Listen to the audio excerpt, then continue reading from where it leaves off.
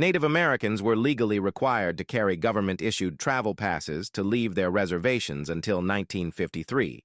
Yes, 1953, which means your grandparents were alive when Indigenous people needed written permission from Indian agents just to visit family, go to town, or travel on their own ancestral land. Ready to find out how the U.S. government turned reservations into open-air prisons where Native people had fewer rights than prisoners of war for over 70 years? The pass system started in the 1880s after most tribes had been forced onto reservations, and the Bureau of Indian Affairs required Native people to obtain written permission from their reservation's Indian agent before leaving reservation boundaries for any reason whatsoever. If you were caught off the reservation without a pass, you could be arrested, jailed, forcibly returned, have your rations withheld as punishment, or lose your land allotment. Native people were confined to specific areas and monitored like criminals despite having committed no crimes. The stated justification was to prevent roaming and keep Native people on reservations where the government could control them, assimilate them, and prevent them from practicing traditional ways of life like hunting, gathering, or visiting sacred sites that were now off-reservation. Indian agents had complete authority over who could leave and why.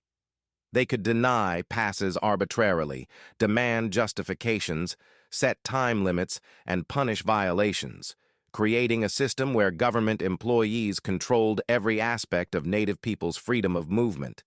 Families couldn't visit relatives on other reservations without permission, people couldn't travel for work or education without approval, and practicing ceremonies at sacred sites required getting a pass from an agent who likely didn't respect the spiritual significance. During World War I and II, Native men could enlist and fight overseas for America, but their families back home still needed passes to leave the reservation. They could die for the country, but couldn't travel freely within it, exposing the absurdity and cruelty of the system.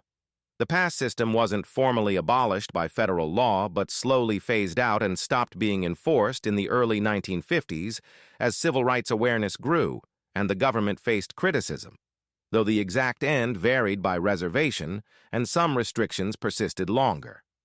By 1953, most reservations had abandoned the pass system.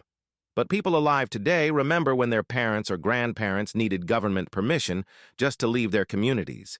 This was happening when I Love Lucy was on TV, when the Korean War was ending, when Elvis was becoming famous.